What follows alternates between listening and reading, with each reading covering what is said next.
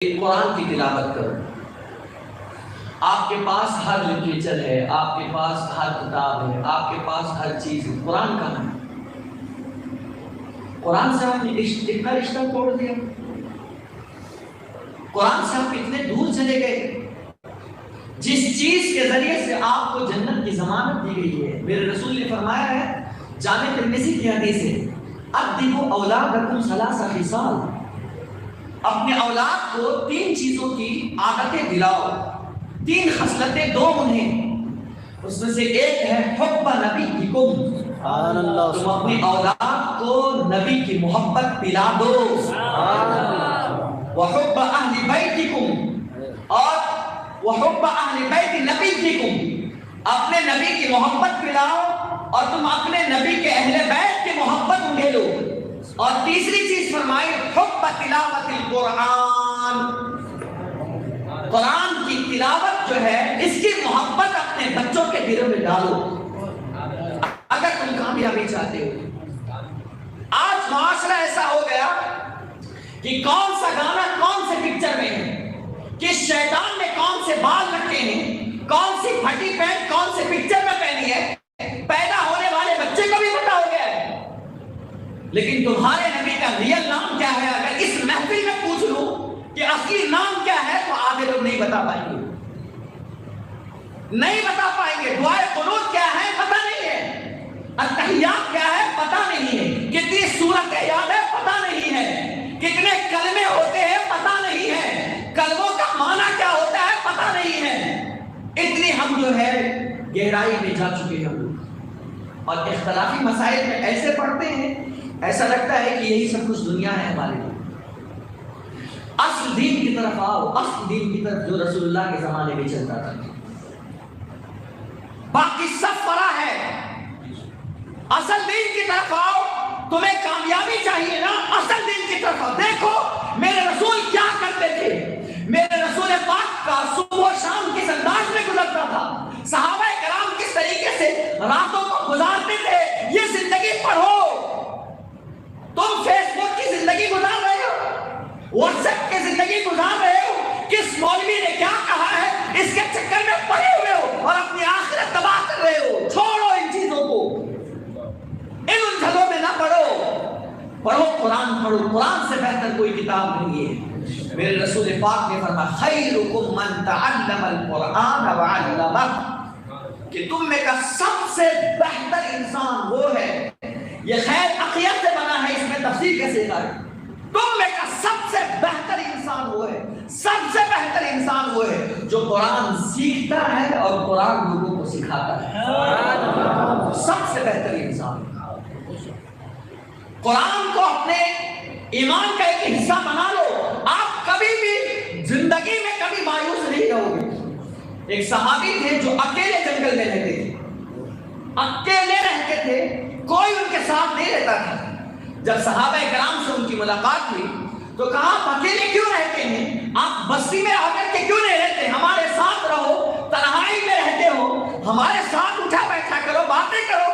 تو انہوں نے کہا تمہیں کس نے کہہ دیا کہ میں اکیلے ہوں، تمہیں کس نے کہہ دیا کہ میں اکیلے ہوں؟ کہا ہم تو دیکھ رہے۔ کہا نا، ہر لمحہ میرا خدا میرے ساتھ ہے، جب بھی مجھے من کرتا ہے نا کہ میں اللہ سے باتیں کروں تو میں نماز میں کھڑے ہو جاتا ہوں اور میں اللہ سے جو من میں آتا ہے باتیں کرتا ہوں، اور جب میرا من کرتا ہے کہ اللہ مجھ سے بات کرے تو میں قرآن کھول کر کے پڑھتا، میرا خدا میرے ساتھ ہمیشہ ہے۔ آپ کا من نہیں کرتا ہے کہ آپ خدا کے ساتھ بات کریں یا خدا آپ کے ساتھ بات کرے؟ آج آپ کو دنیاوی چیزوں میں اتنے آپ ماں ہو چکے کہ قرآن کو آپ بھول گئے۔ ہر گھر میں قرآن کی تلاوت ہونی چاہیے، بند کرو ٹی وی وغیرہ، یہ سیریلیں جو چلتی ہیں آپ کے گھروں میں، اس سے سوائے تباہی اور بربادی کے، سوائے آپ کے آخرت کے خراب ہونے کے اور کچھ نہیں ہو سکتا ہے۔ لیکن واللہ جس گھر میں قرآن پاک کی تلاوت ہوتی ہے، اللہ کی رحمتوں کا نزول اس گھر میں ہوتا ہے، اس گھر سے بلائیں دور ہوتی ہے، اس گھر سے پریشانیاں دور ہوتی ہے۔ جس گھر میں اللہ کا کلام پڑھا جاتا ہے، اللہ اپنی جانب سے اس گھر میں سکینہ نازل فرماتا ہے، اطمینان نازل فرماتا ہے۔ تم جب قرآن کو جس کو میرے رسول نے فرمایا تھا اب میرے بعد تو کوئی نبی نہیں آئے گا، رسالت کا دور ختم ہو گیا، نبوت کا دور ختم ہو گیا، وحی کا سلسلہ ختم ہو گیا، لیکن سنو دو چیزیں تمہارے درمیان چھوڑ کر جا رہا ہوں، اگر تم نے ان کو مضبوطی سے تھام لیا، اگر تم نے ان کو مضبوطی سے پکڑ لیا تو کہیں کسی ڈر ڈالنے کی ضرورت نہیں ہے، اسی کو تھامے رہو گے اللہ تمہیں ہمیشہ ہدایت عطا فرمائے گا۔ اور یہ وہ دو چیزیں ہیں جو یہی تک محدود نہیں رہے گی بلکہ وہ حوض کوثر تک میرے پاس آنے والا ہے، حوض کوثر تک۔ قرآن پڑھو، قرآن اپنے بچوں کو قرآن سے وابستہ کرو، ہر آدمی قرآن پڑھے، ہر گھر قرآن پڑھے، ہر فیملی قرآن پڑھے، ہر انسان قرآن پڑھے۔ سب سے زیادہ اللہ کے رسول علیہ السلام قرآن پاک کی تلاوت کے بارے میں لوگوں کو تعلیم دیتے ہیں۔ کیا کہا گیا سورہ مزمل؟ یا ایھا المزمل، اے جھلمٹ مارنے والے۔ میرے رسول کی اداؤں کو بھی اللہ نے قرآن میں جو ہے نا محفوظ کر دیا ہے، جس انداز میں چادر اوڑھتے تھے وہ ادا بھی میرے اللہ کو پسند ہے۔ یا ایھا المزمل، اے جھلمٹ مارنے والے، اے چادر اوڑھنے والے، قم اللیل الا قلیلا، آپ پوری پوری رات عبادت کیوں کرتے ہیں؟ قیام کیجئے، کھڑے رہیے، عبادت کریے، لیکن پوری پوری رات آپ وہ ہے جو معصوم ہے، میں نے آپ کو معاف کر دیا ہے، آپ کی وجہ سے آپ کی امت کو بھی میں شرمندہ نہیں کروں گا، آپ گھبراتے کیوں ہیں؟ آپ کی امت تو وہ ہے کہ میدان محشر کے اندر بھی میں سب کے سامنے آپ کی امتوں کا حساب نہیں لوں گا۔ اتنا پیار کرتا ہے خدا تم سے، اتنی محبت کرتا ہے کہ رسول پاک کو میدان محشر میں بھی تمہاری وجہ سے شرمندہ نہیں ہونے دے گا۔ فرمایا آپ گھبرائے نہیں، آپ پوری پوری رات عبادت، آپ اپنی امت کے لیے، یہاں تک کہ رسول پاک اتنی عبادت کرتے تھے کہ حضور کے پیر جو ہے نا یہ اس میں ورم آ جاتا، سوج جاتا تھا۔ آیت اتار قم اللیل الا قلیلا، آپ عبادت کیجیے لیکن پوری رات نہیں، الا قلیلا، کم کر دیجیے، نصفہ او انقص منہ قلیلا، آدھی رات کر کے یا اس سے بھی کم کر دو یا اس سے بڑھا لیجیے، او زد علیہ، اس سے بڑھا لیجیے۔ اور پھر آگے جو فرمایا وَرَتِّلِ الْقُرْآنَ تَرْتِيلًا، قرآن کو ٹھہر ٹھہر کر کے پڑھیے، پڑھیے قرآن، کیا لطف آتا ہے قرآن جب کوئی حافظ ہے، قرآن جب قرآن پڑھتا ہے نا تو کیا کیفیت آتی ہے، سکون اور آرام میں بہت فرق ہے۔ ہمارے امیر سنی دعوت اسلامی مولانا شاکر نوری صاحب نے یہ بات کہی تھی کہ آرام میں اور سکون میں بہت فرق ہے۔ آرام آپ کو نرم اے سی میں مل جائے گا، آرام آپ کو نرم بستر پر مل جائے گا، آرام آپ کو کمفرٹ زون میں آپ کو مل جائے گا، آرام آپ کو اچھی گاڑیوں میں ملے گا، آرام آپ کو اچھے گھر میں ملے گا، لیکن سکون اس میں نہیں ملے گا۔ سکون تو صرف الا بذکر اللہ تطمئن القلوب،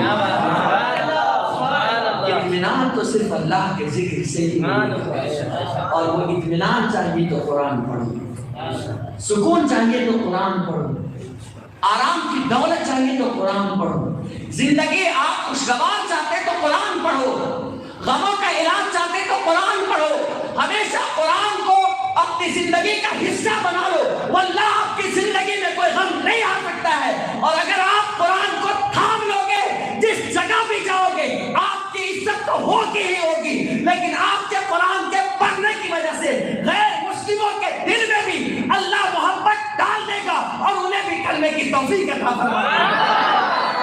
قرآن وہ واحد کتاب ہے، یہ وہ روشن ضمیر کتاب ہے کہ دلوں کو روشن کر دیتی ہے، روشن کر دیتی ہے۔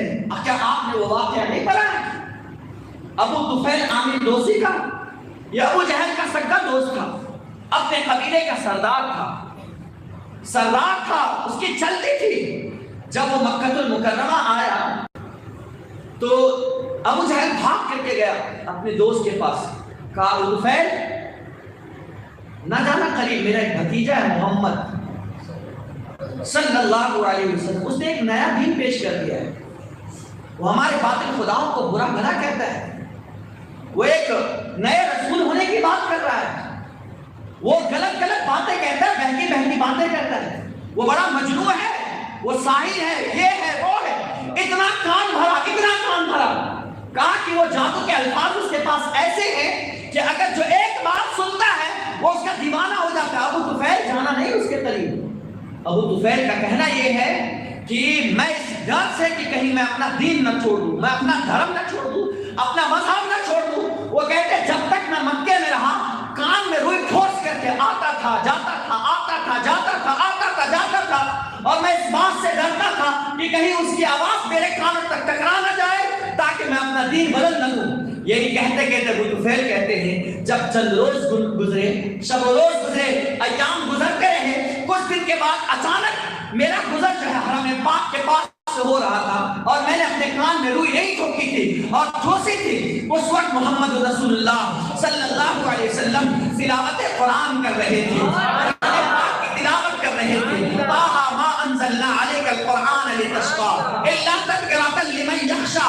جب یہ قرآن کی آیتیں پڑھ رہے تھے آپ ذرا اندازہ کرو, اللہ نے جس کی آواز اچھی کی ہے, جس بچے کی آواز اچھی ہوتی ہے اس سے نعتیں بھی اچھی لگتی ہے, تلاوت قرآن بھی اچھا لگتا ہے. لیکن اللہ اکبر, جس پر اللہ نے قرآن نازل کیا ہو, جس کے صدقے میں بچوں کو آواز ملی ہے, جس کے صدقے میں آج ترنم ہے, جس کے صدقے میں آج نظم ہے, جس کے صدقے میں آج نثر ہے, جس کے صدقے میں آج کائنات کے اندر رونق ہے, جس کے صدقے میں آج کلمے جیسا تاج ہے, جس کے صدقے میں آج ہم مسلمان ہیں, وہ محمد رسول اللہ صلی اللہ علیہ وسلم جب قرآن کی تلاوت کرتے ہوں گے, جب اللہ کا کلام پڑھتے ہوں گے, جب رسول اللہ علیہ السلام اللہ کی کتاب کو پڑھتے ہوں گے اور محفوظ لہجے میں پڑھتے ہوں گے, تو میرا تو وجدان یہ ہے کہ جبریل بھی کان لگا کر کے مصطفیٰ کے کلام کو سنتے ہوں گے اور محبت کے انداز میں اپنے کام کو روک کر مصطفیٰ جان رحمت کے کلام کو سنتے ہوں گے. اسرائیل بھی اپنی جگہ پر ٹہل جاتے ہوں گے,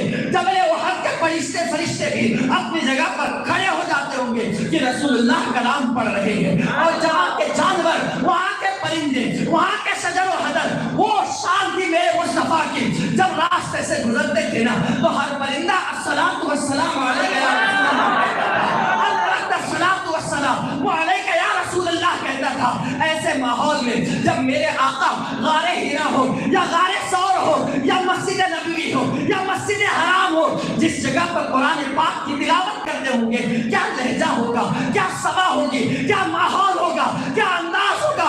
ابو طفیل عامر کا کہنا ہے کہ جب رسول اللہ کلام پاک کی تلاوت کر رہے تھے اچانک وہ آواز میرے کانوں تک پلٹ کر کے آئی, کانوں سے ٹکرائی. میں نے سنا کہ آواز کیسی ہے جو مجھے کھینچ لیے جا رہی ہے. واللہ یہ جملہ تو کسی شاعر کا نہیں ہو سکتا, یہ کسی جادوگر کا نہیں ہو سکتا.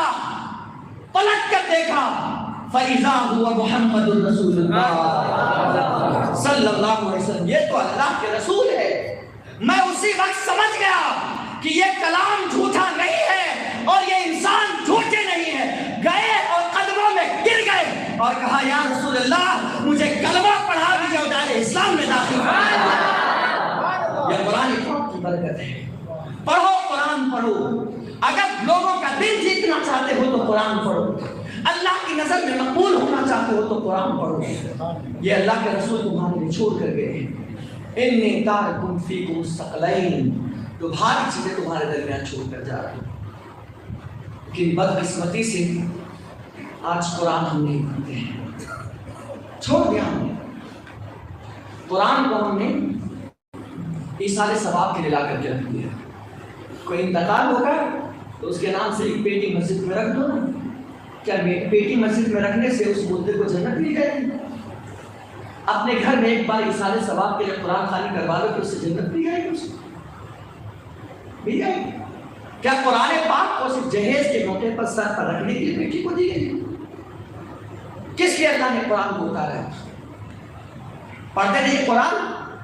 کہیں آپ کو افلا تذکرون کر کے خطاب کیا گیا, کہیں آپ کو افلا تعقلون کر کے کہا گیا, کہیں آپ کو افلا تبصرون کر کے پکارا گیا ہے, کہیں آپ کو وفی انفسکم کر کے پکارا گیا ہے. آپ کو بار بار جھنجھوڑا گیا ہے اور کہا وَلَقَدْ يَسَّرْنَا الْقُرْآنَ لِلذِّكْرِ فَهَلْ مِن مُدَّكِرٍ. ہم نے اس قرآن کو یاد کرنے کے لیے پلس سمجھنے کے لیے آسان کر دیا ہے. پڑھو تو صحیح, آپ دور کیوں بھاگتے ہو قرآن سے؟ قرآن کو الا ماشاء اللہ شاید کچھ ایسے لوگ ہوں گے نا کہ جنہوں نے سال بھر میں یہ قرآن پڑھا ہو، اور اگر ترجمے کے ساتھ معنی مفہوم کے ساتھ تو عوام تو عوام ہے، خواص بھی اس میں ماں باپ یا ہو جاتے ہیں، ختم ہو جاتے ہیں۔ قرآن جیسی طاقتور چیز کوئی نہیں۔ روزی میں پریشانی ہے آپ کو نا، ہر روز بعد فجر یاسین کی تلاوت کریے، دیکھیے آپ کی روزی میں برکت ہوتی ہے۔ ہر روز آپ سورہ واقعہ پڑھیے، دیکھیے کون کہتا ہے کہ آپ مفلس رہ جاتے ہیں۔ سونے سے پہلے سورۃ الملک پڑھیے، مرو گے ڈائریکٹ جنت میں جاؤ گے۔ پڑھو تو صحیح، صرف کہتے ہیں کہ ہمیں یہ پریشانی، سب کو پریشانی بتانے کے لیے ہے، اللہ کو بتانے کے لیے نہیں۔ اور اللہ نے تو سب چیزوں کا ذکر اور سب چیزوں کا حل جو ہے نا قرآن میں رکھ دیا۔ قرآن سے دور بھاگتے ہو آپ لوگ نہیں۔ سنی دعوت اسلامی شاہ بسوا کلیانی میں آ کر میں آپ کو ایک بات بتا کر جا رہا ہوں، اگر آپ کو کامیابی کی ضمانت چاہیے تو آپ کو قرآن سے جڑنا ہوگا۔ حیرت ہوتی ہے مجھے، حیرت جب ہم پلینوں سے سفر کرتے ہیں، کسی پروگرام میں باہر جاتے ہیں یا ہمارے اکابرین میں سے کوئی جاتے تو ہم نے دیکھا ہے اور ہمارے بڑوں نے دیکھا ہے، ہمارے ہاتھ میں قرآن نہیں ہوتا ہے، فیس بک واٹس ایپ یہ سب چلتا ہے، لیکن غیر آپ سے زیادہ قرآن پڑھ کر کے وہ سمجھنے کی کوشش کرتا ہے، کیونکہ آپ رسمی مسلمان ہیں نا، آپ کے باپ پیدا ہوئے تھے مسلمان کے گھر میں، آپ اسی گھر میں پیدا ہوئے تو آپ نے کیا کمال کر دیا؟ نیاز توڑنا ہے، مرغے خوب کھانے ہیں، 11ویں میں 12ویں میں خوب میلاد النبی کے موقع پر خوب دودھ پینا ہے، اور محرم میں خوب کھچڑے کھانے، یہی سب میں تو ہم رہ گئے۔ ان کا اس منائیں گے، ان کا چلہ منائیں گے، ان کی فاتحہ کریں گے، ان کے نام سے 100 کلو کا کیک کاٹیں گے، یہی اس کو ہم نے اسلام سمجھ رکھا ہے۔ میں اس کا منکر نہیں ہوں، لیکن یہ اصل اسلام بھی نہیں، یہ اصل اسلام بھی نہیں، یہ آج کل کے پیداوار ہے، یہ چند دنوں کی پیداوار ہے کہ اس کی ولادت میں 100 کلو کا کیک کاٹو۔ ایک چیز میں آپ سے پوچھتا ہوں، آج سے 10 سے 15 سال آپ پہلے چلے جاؤ پیچھے، تھوڑا سا پیچھے جاؤ، جو پرانے لوگ ہیں میں ان کی بات کر، نیو جنریشن کی بات نہیں کرتا، 15 سال پہلے آپ چلے جاؤ، آپ ولادت کی خوشی کس کس کی مناتے تھے پورے سال میں؟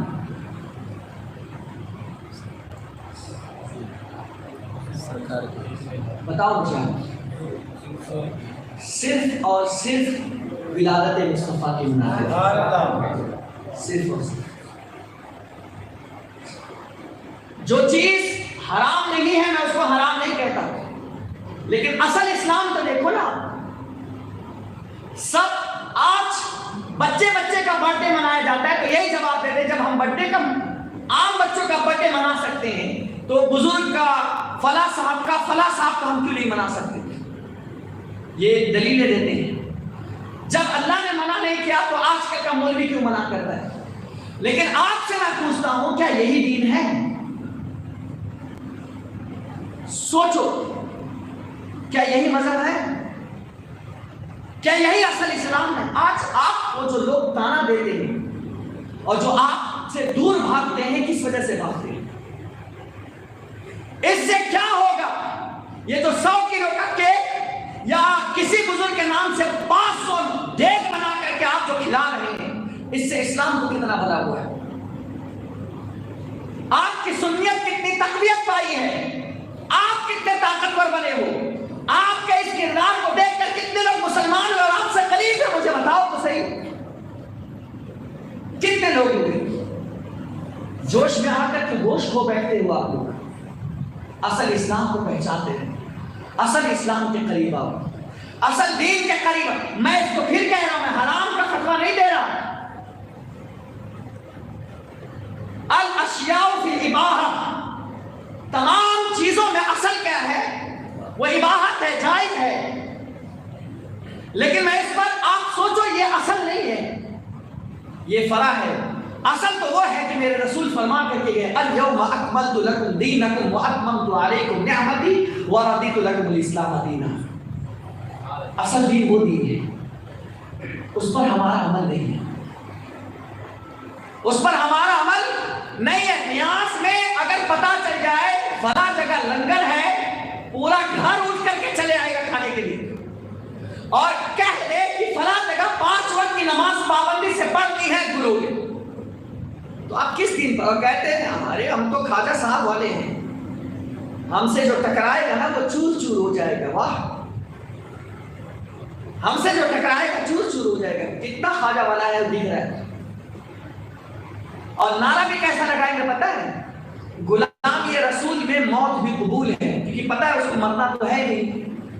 کوئی غلامی رسول میں اسے تھپڑ بھی نہیں مار سکتا ہے. مارتے تو دور کی بات ہے. تو ایسا نعرہ لگا دو معاشرے میں کہ نام بھی ہو جائے اور کام بھی ہو جائے، اپنے آپ کو بچ بھی جائے. لیکن کاش اسی جگہ پر یہ کہا ہوتا غلامی رسول میں یہ داڑھی بھی قبول ہے، غلامی رسول میں مصطفیٰ کی سنت بھی قبول ہے، غلامی رسول میں نماز بھی قبول ہے، غلامی رسول میں تلاوت قرآن بھی قبول ہے، غلامی رسول میں حلال پر عمل کرنا بھی قبول ہے، غلامی رسول میں حرام کو چھوڑنا بھی قبول ہے. تب جا کر کے اصلی غلامی رسول کہلاتے. ورنہ تو صرف نعرے لگانے میں ہم آگے ہیں، باقی سوائے جھوٹ کتنا بھی بولے کوئی فرق نہیں پڑتا. اور سنیوں کا یہی تو رہ گیا ہے. اور رہا کیا ہے؟ اور ایسی چیزوں میں لڑائی کرو، ایسی چیزوں میں جھگڑے کرو آپس میں کہ تو یہ ہو گیا نہ تو وہ ہو گیا، اور جو اصل ہے ہی نہیں فرا ہے. کنڈے کی نیاز ہے نا، اس میں آپ فیس بک پہ چل رہا ہے، واٹس ایپ پہ چل رہا ہے. میرے پاس تو روز میسج آتے ہیں، حضرت اس کا جواب دو، حضرت اس کتاب میں ایسا لکھا ہے تو ہے، ایسا لکھا ہے تو ہے. کیونکہ دلیل چاہیے تو مولانا انصار کو ہی ڈھونڈتے ہیں. یہ لوگ وہ لوگ، میں یہ نہیں کہتا میں بڑا عالم ہوں، نہیں، میں تو طالب علم اب بھی ہوں اور مرتے دم تک رہوں گا. دلیل کی باری آتی ہے تو میرے استاذ بھی بھیجتے ہیں، انصار اس کا جواب نکال کر کے دے دو. الحمدللہ رب العالمین. اور اسی میں چل رہا ہے کہ کنڈے کی نیاز 22 کو منائیں یا 15 کو منائیں، اس میں برتن کون سی رکھنے ہیں، کھانا کون سا رکھنا ہے، مٹھائی رکھنا ہے، قبلہ کی طرف بیٹھ کر ہی کھانا ہے، باوضو ہی کھانا ہے، اس کے اندر انگوٹھی بھر دینی ہے، جو اس کو مل جائے وہ تقدیر والا ہو گیا. یہی تقدیر تمہاری بدلے گا کیا؟ یہ کھانا باہر نہیں لے جا سکتے، دسترخوان کے علاوہ نہیں کھا سکتے، اور کھیر کے علاوہ کوئی دوسرا نہیں پکا سکتے، گوشت نہیں ہونا. یہ کون سا اسلام ہے تمہارے پاس؟ کہاں سے لائے تم نے؟ کون دیا تم کو؟ اصل بتا دو مجھے اس کی کیا ہے. یہ سب مجھے بتاؤ. پڑھے لکھے بنو، جاہل مت بنو، جاہل مت بنو، ان پڑھ مت بنو، اندھی تقلید مت کرو. اللہ نے دماغ دیا ہے، سوچ سمجھ دی ہے، اس سے کام لو. اس کی اصل کیا ہے؟ اس کی اصل صرف اتنی ہے، ایصال ثواب. حضرت امام جعفر صادق کا وصال ہے تو آپ کی بارگاہ میں خراج عقیدت فاتحہ کی شکل میں، قرآن پاک کی شکل میں، دعا کی شکل میں ہم پیش کرتے ہیں بس. اور اس سے ہٹ کر کچھ نہیں ہے. حتیٰ کہ میں آپ سے بتاتا ہوں، آپ غریب ہیں اور آپ کے پاس کھیر پکانے کو پیسے نہیں ہیں، مٹکے لانے کو پیسے نہیں ہیں، آپ کے پاس کچھ نہیں ہے، تو کیا آپ فاتحہ نہیں کر سکتے ہیں؟ ان کی بارگاہ میں آپ کو حق نہیں ہے خراج عقیدت پیش کرنے کی؟ تو اگر یہی کھیر پوری ہی ضروری تھی تو کہاں سے آیا؟ یہ نہیں. اگر آپ کے پاس ایک گلاس پانی بھی ہے نا تو آپ پانی رکھ کر کے آپ فاتحہ کر دیجئے، اللہ آپ کو اس کا ثواب ضرور عطا فرمائے. اور چھوٹے جو ہے نا، ہماری اوقات یہ نہیں ہے کہ ہم ان کو ثواب پہنچائیں. ہم تو بطور تحفہ پیش کرتے ہیں. چھوٹے بڑوں کو نہیں، بڑوں کی طرف سے چھوٹوں کو تحفہ دیا جاتا ہے. ہم تو ایک ہدیہ دیتے ہیں، حضور کی بارگاہ میں قبول فرما لے تو یہ آپ کا کرم ہوگا کہ ہم بھی آپ کے غلاموں میں شامل ہیں. کیا ہے اس میں؟ اور اس میں اتنا لڑا جاتا ہے، الیاذ باللہ اتنا لڑا جا رہا ہے کہ اگر آپ کہہ دینا کہ 15 کو منائے، 22 کو نہ منائے تو یہ سنی نہیں ہے، کہیں اور سے آیا ہوا ہے، خارجی ہے، یہ ہے نہ وہ ہے. الیاذ باللہ. ارے ایصال ثواب آپ کبھی بھی کرو، کسی دن بھی کرو، کسی لمحے بھی کرو، اللہ کی بارگاہ میں قبول ہے. ایصال ثواب کے لیے کوئی ڈیٹ، کوئی وقت، کوئی گھڑی یہ مقرر ہے ہی نہیں، کوئی مقرر نہیں. بس ایک مستحب کام ہے کہ جس دن آپ کا وصال ہوتا ہے وہ اللہ کی ملاقات کا دن ہوتا ہے. بس یہی ہے، بس اس لیے ہم تحفہ اس دن بطور اس منا کر کے کرتے ہیں، ان کا دن منا کر کے کرتے، باقی اور کچھ نہیں ہے. یہ علماء اکرام بیٹھے ہوئے ہیں، اگر میں غلط کہوں تو یہ میری اصلاح کریں گے، اور کچھ بھی نہیں ہے اس کے علاوہ، کچھ نہیں ہے.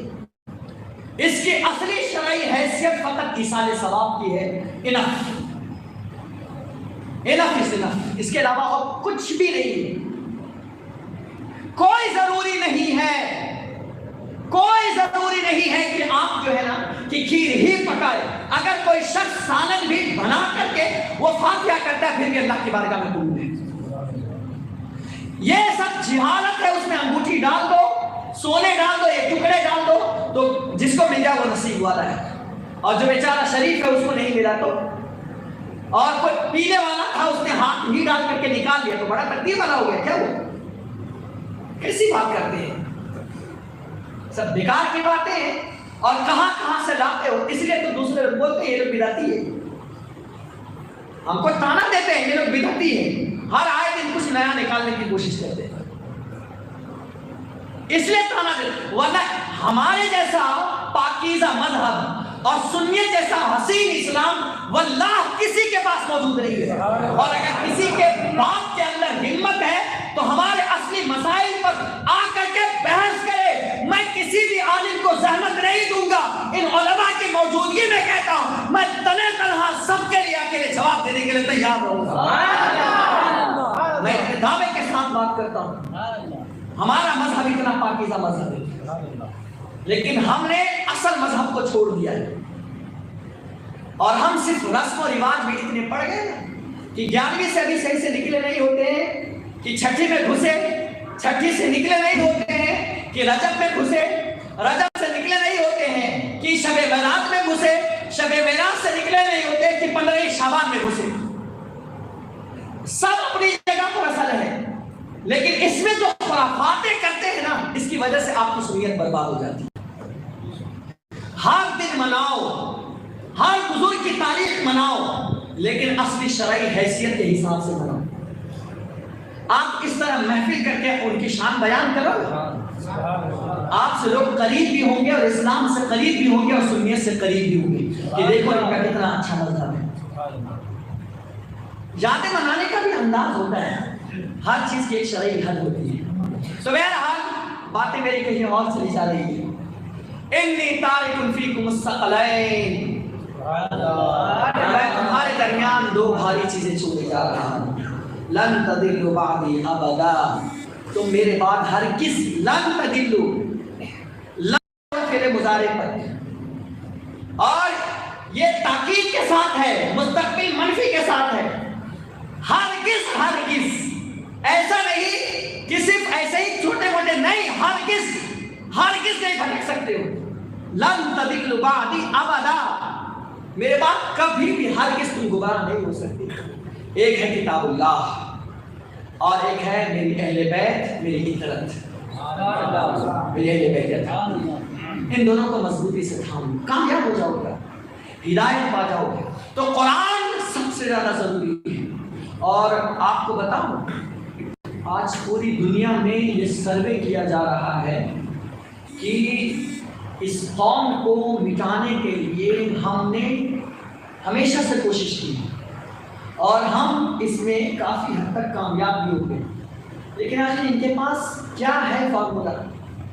کون سی ایسی چیز ہے کہ یہ صفحہ ہستی سے مٹ جاتی ہے پھر ابھر جاتی ہے اور ایسی بھرتی کی دنیا میں چھا جاتی ہے ان کے پاس کیا؟ کہو تو کرو، ان کے پاس کیا ہے؟ تو ایک تو چیز میں نے بتائی تھی، عورتوں کے لیے پردہ ہے جو آج کے بیان میں تھا، لیکن مرد کے لیے کیا ہے؟ آپ کے ساتھ کیا نہیں ہوا ہے؟ آپ تاریخ پڑھو، آپ کو مارا گیا، کاٹا گیا.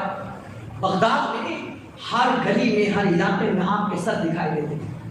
لاکھوں لوگوں سے زیادہ مسلمانوں کو کاٹ کاٹ کر کے ان کے گھروں میں، نہر فرات میں، ہر جگہ پر بہا دیا گیا تھا. آدمی مچھلی ڈھونڈنے جائے تو اس انسان کا سر نظر آیا، گھر کھول کر کے دیکھو تو مسلمان کا سر نظر آیا. یہ حالات تھے. یہ حالات تھے، اور دیگر لوگوں نے تو آپ کو کاٹ کاٹ کر کے آپ کے سروں کا محل بنایا ہے کہ نہیں؟ پڑھو، ہم تو گوگل پر ہے نا، اس آپ گوگل پر ہم جو ہے نا یہ تاریخیں نہیں پڑھتے ہیں، اپنے مون مزے کی چیز کھول کر کے دیکھتے ہیں، انٹرٹینمنٹ کی چیزیں بڑا مزہ آتا ہے ہم کو دیکھنے میں، کون کس کو فالو کر رہا ہے، کون کس کے کتنے فالوورز ہیں، یہ زیادہ مزہ آتا ہے، کس کے ویورز کتنے بڑھ گئے ہیں، کس نے کیا کا کیا ہے، کس نے کیا پہنا ہے، اسلام کے بارے میں کون پڑھے گا؟ دیکھو قریب کی بات بتاتا ہوں، برما میں کیا ہوا ہے، برما میں مسلمان کے ساتھ کیا ہوا ہے، فلسطین میں مسلمان کے ساتھ کیا، غزہ میں مسلمان کے ساتھ کیا ہوا، عراق میں کیا ہوا ہے، یمن میں کیا ہوا ہے، شام میں کیا ہوا ہے، کیا حالتیں ہیں ان کی، جا کے پڑھو، سائٹ پر جاؤ، کبھی یہ بھی کھول کر کے دیکھو، لٹ گئی ہے یہ قوم، تباہ ہو گئی، لیکن ان کا کہنا ہے کہ آخر کیا بات ہے، ہم ان کو ہر بار اپنا کر کے دیکھتے ہیں، پھر یہ پوری دنیا پر چھا جاتی ہے، ان کے پاس کون سا ایسا فرمولا ہے کہ جس کی وجہ سے پوری دنیا پر چھا جاتی ہے، اور چند لمحوں میں، چند منٹ میں، چند ساعتوں میں چھا جاتی ہے، کیا ہے ان کے پاس؟ تو ان لوگوں نے تحقیق کے مطابق بتایا کہ ان کے پاس تو بہت ساری چیزیں ہیں، لیکن ان میں 3-4 چیزیں نمایاں طور پر بتائی ہیں جس کی وجہ سے یہ پوری دنیا میں پھر سے چھا جاتی ہے، اور کہا گیا کہ ان میں سے پہلی چیز جو ان کے پاس ہے جس کی وجہ سے یہ دنیا میں چھا جاتی ہے، وہ پہلی چیز ہے قرآن مقدس۔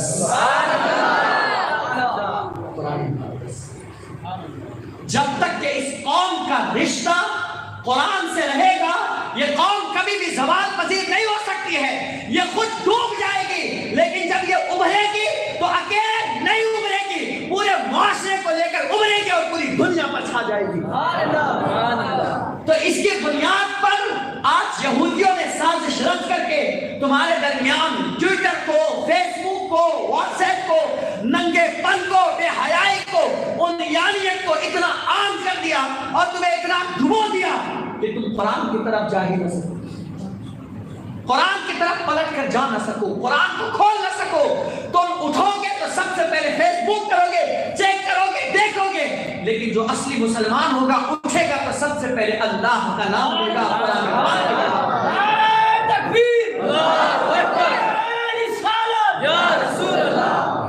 قرآن کا نام لے گا، اسلام کا نام لے گا، اس سے کامیابی ملے گی۔ انہوں نے کہا کہ ان سے قرآن کو چھنوا لو، دور کرو ان سے قرآن، اور کافی حد تک کہ وہ اس میں کامیاب ہو گئے۔ معاف کیجیے گا، مجھے بتاؤ آپ کے کتنے ایسے بچے ہیں جن کو قرآن صحیح مخرج سے پڑھنا آتا ہے؟ یا آپ مجھے بتاؤ کہ آپ کو کتنا قرآن پڑھنے آتا ہے؟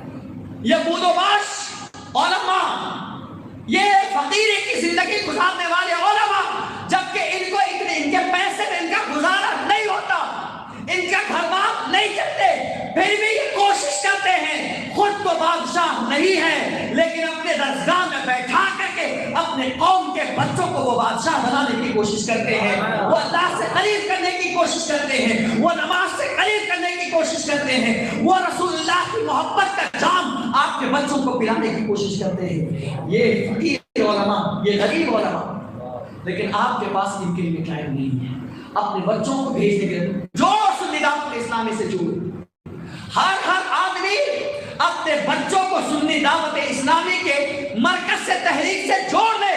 اپنے بچوں کے سروں پر نچنیے کا اسٹائل نہیں ہونا چاہیے، آپ کے بچوں کے سروں پر رسول اللہ کا تاج ہونا چاہیے۔ بچہ چلے تو کہے کہ یہ غوث ہے، یہ رسول اللہ کا دیوانہ جا رہا ہے، یہ عاشق غوث جا رہا ہے، یہ رسول اللہ کی سنت پر عمل کرنے والا جا رہا ہے۔ آج جب میں پروگرام سے جو گھر میں نکلا اور ہمارے ساتھی وقار صاحب جب آگے جا رہے تھے تو ان کے پیچھے بے شمار لڑکیاں جو مدرسے پڑھنے والی طالبات تھی، وہ ایک انداز میں اور ایک رول کے ساتھ برقعے میں پہن کر کے جا رہے تھے۔ واللہ میرا دل خوش ہو گیا۔ آپ کو سلام ہے آپ کے علاقے والوں کہ الحمدللہ جو کام بمبئی میں نہیں ہو پاتا ہے وہ کام آپ کے علاقے میں لڑکیوں کے سلسلے میں اتنے پردے کا اہتمام، مبارک ہوا۔ ہر بچی کو قرآن سکھاؤ، ہر بچی کو فاطمہ کا کردار پلاؤ، ہر بچی کو حضرت خدیجہ اور عائشہ کی سیرت پلاؤ، واللہ آپ کا نقشہ بدل جائے گا۔ لیکن جہاں پر آپ اپنی بچیوں کو سنی دعوت اسلامی سے آپ نے جوڑ رکھا ہے، آپ اپنے بچوں کو بھی سنی دعوت اسلامی سے جوڑو۔ سنی دعوت اسلامی ایسی تحریک ہے جو آپ کو رسول اللہ سے بھی قریب کرے گی، اللہ سے بھی قریب کرے گی، غوث پاک کا دیوانہ بھی بنائے گی، خواجہ کے قدموں میں لے جا کر تمہیں بٹھا دے گی، مخدوم سمنانی سے آپ کا تعلق بھی جوڑ دے گی، اور بندہ نواز گیسو دراز کے رشتے سے بھی آپ کو ہموار کر دے گی، اور یہاں رہو گے تو ان کے دامن سے وابستہ رہو گے، اور جب قیامت کے میں جاؤ گے تو ان ولیوں کے جھرمٹ میں اللہ تمہیں ضرور جگہ عطا فرمائے گا۔ اسلامی وہ تنظیم ہے آپ کو عمل کی طرف، جہاں عمل کی بات آتی ہے عمل بتاتی ہے، جہاں عقیدے کی بات آتی ہے عقیدے کی طرف۔ سنی دعوت اسلامی سے جوڑو، یہاں اہل بیت اطہار کا محبت بھی پلایا جاتا ہے، یہاں صحابہ کا الفت بھی پلایا جاتا ہے۔ تو یہ ہے اسلام، قرآن کو لازم پکڑو۔ انہوں نے سروے میں کہا کہ ان کے پاس پہلی چیز ایسی ہے قرآن، ان کا رشتہ قرآن سے توڑواؤ، کیا کر سکتے ہو کرو۔ ان کے لیے بھاری بھرکم پیسے دیے جاتے ہیں کہ کس حد تک ان کو قرآن سے دور کرو، اور آج ایک سے ایک ایپ نکال کر، ایک سے ایک گیم نکال کر، ایک سے ایک چیزیں نکال کر، عیاشی کے سامان نکال کر، لذتوں کے سامان نکال کر تمہارے ہاتھ میں ڈال دیا گیا ہے، اور تم اس کی وجہ سے قرآن سے دور ہو گئے۔ چھوڑ دو ان چیزوں کو، اپنے گھروں میں ان چیزوں کو بند کرو، اس کی جگہ پر قرآن ہاتھ میں تھماؤ۔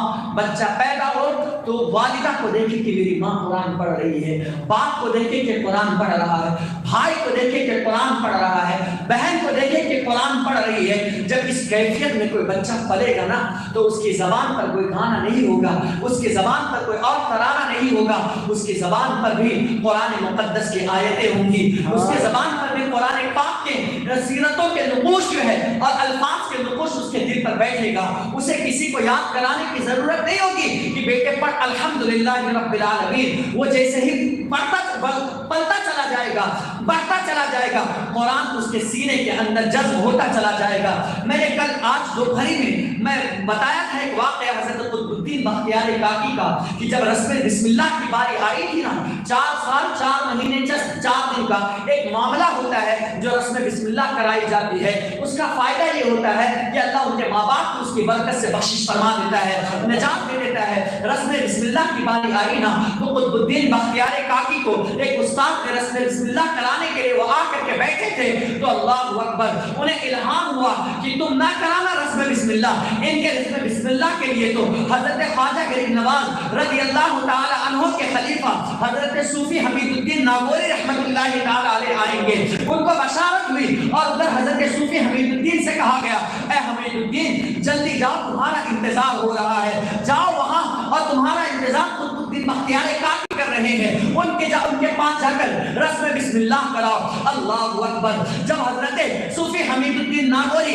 ناگور شریف سے نکلتے ہیں اور آتے ہیں قطب الدین بختیار کاکی کے پاس، وہاں علماء بیٹھے ہیں، وہ پاس بیٹھے ہیں، لوگوں کے ایک محفل سجی ہوئی ہے۔ صوفی حمید الدین آئے اور کہا مجھے یہ بشارت دی گئی ہے کہ میں بسم اللہ رسم بسم اللہ کراؤں۔ اللہ اکبر، کہا ہاں ہم بھی تو آپ ہی کا انتظار کر رہے تھے، آپ آئے اور بسم اللہ کرائے۔ حضرت قطب الدین بختیار کاکی کو سامنے بٹھایا گیا اور کہا بیٹے پڑھو بسم اللہ الرحمن الرحیم۔ آپ کا اعلیٰ ضرب دیکھیں تو ہمارے یہاں یہی چلتا ہے کہ پہلے بسم اللہ نہیں، پہلے اعوذ باللہ پڑھی جاتی ہے، کیونکہ قرآن مقدس سے پہلے اعوذ باللہ من الشیطان الرجیم ضرور پڑھنا چاہیے۔ جیسے کہا نا صوفی حمید الدین نے کہ پڑھو بیٹے بسم اللہ، تو آپ بسم اللہ نہیں پڑھتے ہیں، پہلے اعوذ باللہ من الشیطان الرجیم پڑھتے ہیں، اس کے بعد بسم اللہ پڑھتے ہیں، اس کے بعد الحمدللہ پڑھتے ہیں، پہلا پارہ پڑھتے ہیں، دوسرا پارہ زبانیں سناتے ہیں، سناتے سناتے 4 سال 4 مہینے کے عالم میں 15 پارے زبانی ایک بیٹھک میں سناتے ہیں، اور یہ برجستہ کہتے صوفی حمید الدین سے، کہتے حضور سنیے میری والدہ کو صرف 15 پارے ہی زبانی یاد تھے، اگر میری والدہ کو سارا قرآن زبانی یاد ہوتا تو میں سارا قرآن آپ کو اسی وقت ایک بیٹھک میں آپ کو سنا دیتا ہے۔ اور اسی طرح کا واقعہ غوث پاک سے بھی ملتا ہے، ان کو 17 تھے، ان کو 15 تھے۔ مائیں جب ایسی ہوگی تو بیٹا تو قطب الدین پیدا ہوگا نا۔ माओ के हाथ में कुरान होगा तो बेटा ख्वाजा गरीब नवाज जैसा बेटा पैदा होगा। माँ के हाथ में कुरान होगा तो गौस पाक जैसे औलाद अल्लाह हमको अता फरमाएगा। तो इसलिए कुरान अपने घर में लाजिम जानो, पकड़ो, लाजिम पकड़ो। कुरान सबसे अहम चीज है और दुनिया ने आप पर हर बार चला है और वो काफी हद तक काम, लेकिन तुम्हें नाकाम बनाना है, बनाएंगे ना इंशाअल्लाह। उसे नाकाम बना, हर बच्चा पढ़े, हर जवान पढ़े, हर बालिग पढ़े और आप पढ़ाएं इनको अपने इलाकों में, अपनी महफिलों में बुला करके इन्हें कुरान का दर्स दे, कुरान सिखाए। जिनको पढ़ना नहीं आता है उनको पढ़ाने की कोशिश करें। आप जिम्मेदारी ले, आपके मरकज से, सुन्नी दावत इस्लामी के मरकज से